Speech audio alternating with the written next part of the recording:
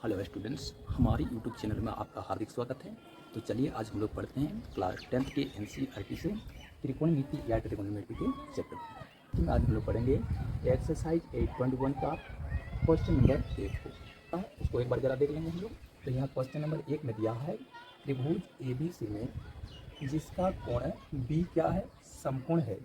समझ पा रहे हैं? आप सबसे पहले क्या करेंगे, एक त्रिभुज बनाएंगे और वह त्रिभुज का एक कोण समकोण होगा।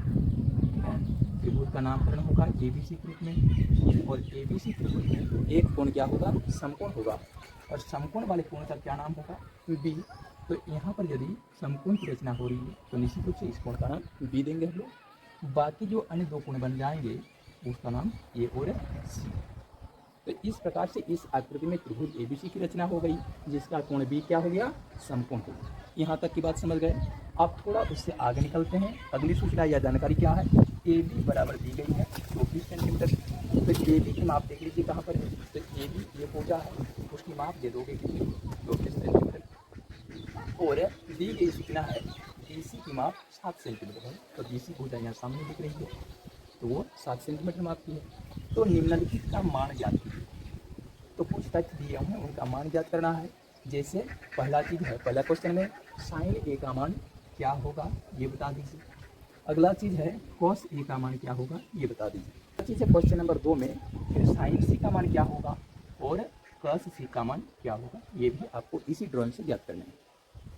तो जैसे कि आप त्रिकोणमिति में जानते क्या हैं कि साइन A यानी साइन थीटा का जो सूत्र होता है वो P/S या लंब बाई कर्ण होता है। तो इसमें से हम लोग क्या जानते हैं कि किसी समकोण त्रिभुज में समकोण के सामने की जो भुजा होती है वो सबसे लंबी भुजा होती है और उस भुजा को हम लोग समकोण त्रिभुज का क्या कहते हैं, कर्ण या हाइपोटेन्यूज कहते हैं। उसको हम लोग S से निरूपित करते हैं।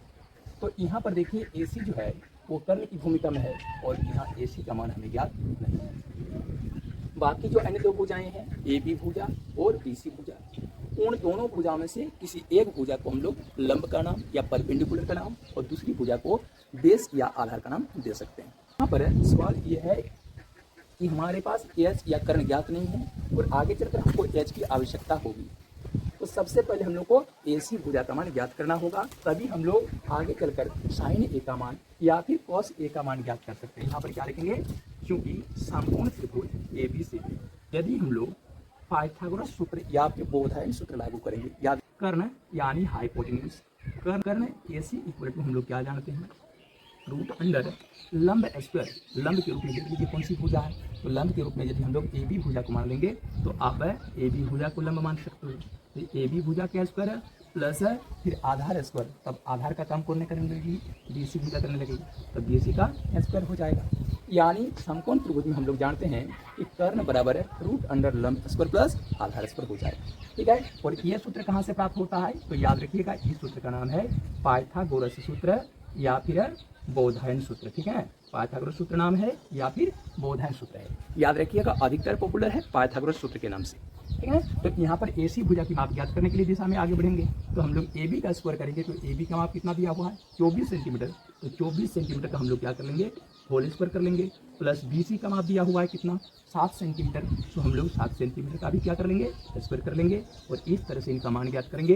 तो 24 का स्क्वायर कितना होता है, 24 गुना 24 कर दोगे 576 होता है, और सेंटीमीटर का स्क्वायर कर दोगे सेंटीमीटर स्क्वायर, प्लस 7 का स्क्वायर कर दोगे 49 होता है, सेंटीमीटर का स्क्वायर कर दोगे सेंटीमीटर स्क्वायर होता है। और रूट के अंडर में ये दोनों राशियां जब जुड़ जाती है तो संख्या प्राप्त हो जाती है 625।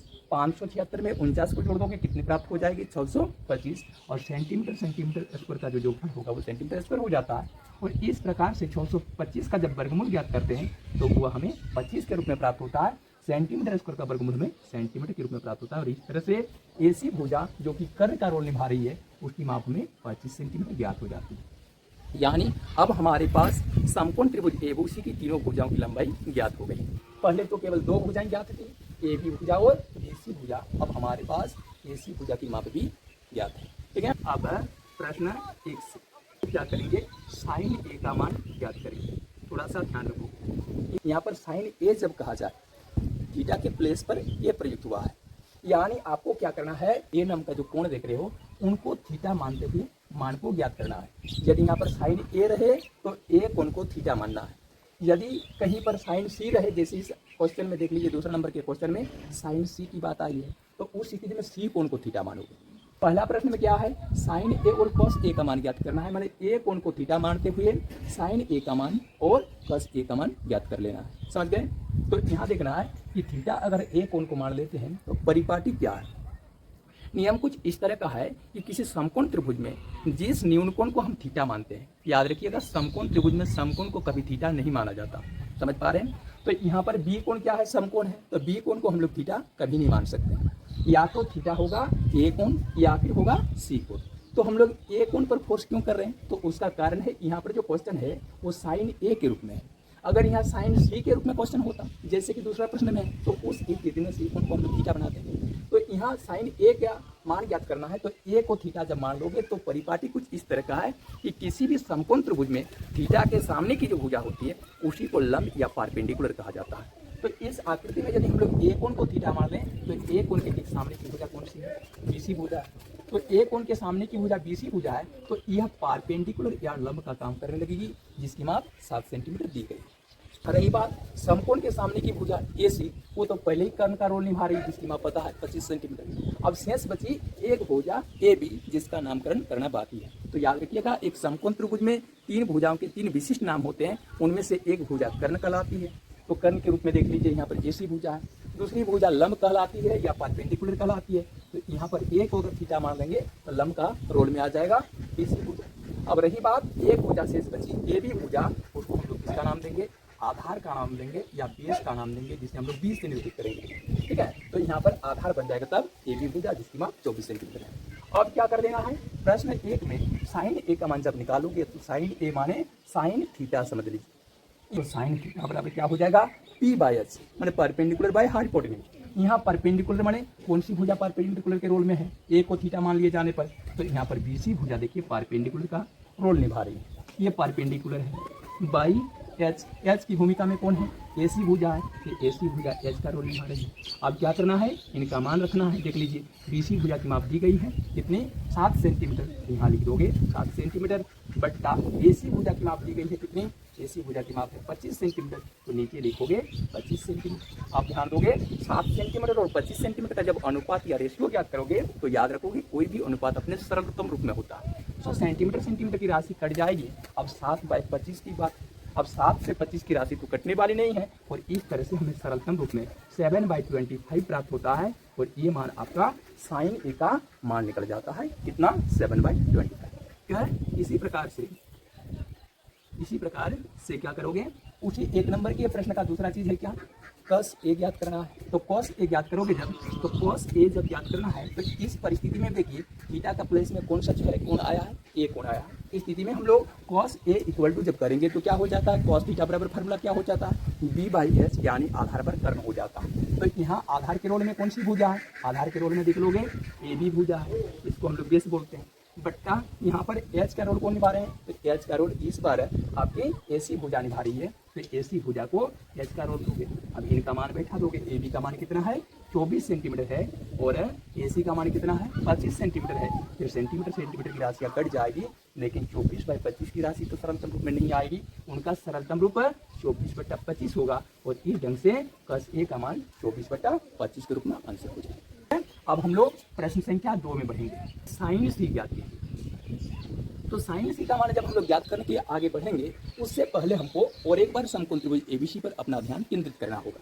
यहाँ देखिए साइन थीटा के प्लस पे कौन सा लेटर आया है, C लेटर आया है। तो उसी कोण अगर थीटा का रोल निभाए तो क्या चेंज हो जाएगा, क्या त्रिभुज की भुजाओं की माप चेंज हो जाएगी। याद रखेंगे किसी त्रिभुज की भुजाओं की माप चेंज नहीं होगी, है ना, लेकिन हाँ उनके नाम अवश्य चेंज हो जाए, लेकिन उनकी माप चेंज नहीं होगी। यानी समकोण त्रिभुज ABC अब भी वही रहेगा, केवल भुजाओं के नाम चेंज हो जाएंगे। तो अब देखते हैं कि नया नामकरण क्या होगा। तो आप देख लीजिए ड्राइंग में, त्रिभुज ABC का अगर B कोण समकोण था, अब भी समकोण है, तो B के सामने की जो भुजा होगी AC भुजा, वो अब भी कर्ण की भूमिका में होगी। उनके नाम में किसी तरह का कोई फेरबदल नहीं हुआ है, लेकिन जब हम लोग थीटा की जगह पर C को ले लेते हैं, यानी C कोण को थीटा मान लेते हैं, तो हम लोग क्या जानते हैं, थीटा के सामने की भुजा क्या कहलाती है, लंब या परपेंडिकुलर कहलाती है। तो C कोण के सामने की भुजा के रूप में कौन सी भुजा है, AB भुजा। तो AB भुजा अब किसका रोल निभाएगी, लंब या परपेंडिकुलर का रोल निभाएगी। तो इस स्थिति में इसका नामकरण लंब या परपेंडिकुलर होगा। जो पहले था आधार या बेस के रूप में, अब वो क्या हो जाएगा,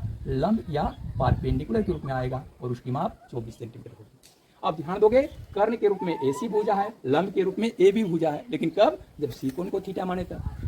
अब ध्यान दोगे तो फिर BC भुजा का क्या नाम होगा, तो याद रखोगे BC भुजा का नाम अब हो जाएगा, यहाँ AC भुजा कर्ण हो गई, AB भुजा लंब हो गई, तो BC भुजा बाध्य होकर अब लंब नहीं, वो भुजा का नाम अब क्या हो जाएगा, आधार हो जाएगा। यानी इसका नाम बेस होगा या आधार होगा, जिसकी माप 7 सेंटीमीटर की होगी। कितने की होगी, 7 सेंटीमीटर की होगी। प्रश्न 2 में चलेंगे, साइन सी का मान ज्ञात करेंगे। साइन सी माने साइन थीटा का मान ज्ञात करेंगे। तो साइन थीटा इक्वल टू क्या फार्मूला होता है, तो साइन थीटा का फार्मूला होता है P/H, जो कि हम लोग प्रश्न संख्या 1 में पढ़े। तो उस स्थिति में यहाँ पर P/H, तो P का रोल कौन निभा रहे हैं, अब AB भुजा, तो यहाँ पर लिखोगे AB भुजा जो कि P का रोल निभा रहे हैं, बट्टा H की बात करते हैं तो H के रूप में कौन सी भुजा है, AC भुजा है, यहाँ लिखोगे AC भुजा जो कि H का रोल निभा रही है। अब AB भुजा का मान दे देंगे, तो AB भुजा का मान कितना है, 24 सेंटीमीटर है, बट्टा AC भुजा की मान कितनी है, तो AC भुजा की जो माप है वो 25 सेंटीमीटर है। यहाँ पर 25 सेंटीमीटर लिखोगे और उसका सरलीकरण करोगे तो सेंटीमीटर सेंटीमीटर की राशि कट जाएगी, लेकिन 24/25 की राशि नहीं कटेगी, और इस तरह से साइन सी का मान 24/25 के रूप में प्राप्त हो जाएगा, जिसे आप लोग आंसर कर देंगे। ठीक है, उस प्रकार से जब आगे बढ़ जाओगे cos C के बारे में, तो अब हम लोग cos C का मान ज्ञात करने के लिए जब आगे बढ़ेंगे तो क्या होगा, फिर cos C इक्वल टू, फिर क्या करेंगे, cos C इक्वल टू जब करेंगे तो फिर वही C कोण को ही थीटा मानोगे, तो यानी भुजाओं के नामकरण में और मान में किसी तरह का कोई अंतर नहीं होगा। तो cos थीटा इक्वल टू क्या फार्मूला होता है, B/H, तो यहाँ पर B की भूमिका कौन है, कौन सी भुजा निभा रही है, तो BC भुजा निभा रही है, B का रोल, BC भुजा B/H का मान, तो H का मान हो जाएगा AC भुजा के रूप में, और इनका मान रख दोगे। BC भुजा की माप है 7 सेंटीमीटर और AC भुजा की माप कितनी है, 25 सेंटीमीटर। इनका सरलतम रूप प्राप्त करोगे 7/25 होगा, और इस तरह से cos C का मान ज्ञात हो जाएगा। ठीक है, तो इस प्रकार से त्रिकोण में एक चीज और ध्यान रखना चाहिए, C कोण को थीटा मानते हुए बाकी अन्य त्रिकोणमितीय मान को भी हम लोग ज्ञात कर सकते हैं। यानी साइन C और cos C का मान तो हम लोग निकाले, बाकी इसी पद्धति से फार्मूले की सहायता लेते हुए हम लोग tan C का मान, cosec C का मान, sec C का मान और cot C का मान ज्ञात कर सकते हैं। ठीक है, जहाँ तक हमको उम्मीद है, आपको लग रहा है कि आप इस तरह के प्रश्न का समाधान करने में आप कोई कठिनाई महसूस नहीं करेंगे। ठीक है, इस प्रकार की इंपॉर्टेंस वीडियो हम लोग नेक्स्ट वीडियो में फिर से लेकर आएंगे। तब तक लेते हैं विदा। जय हिंद, जय भारत।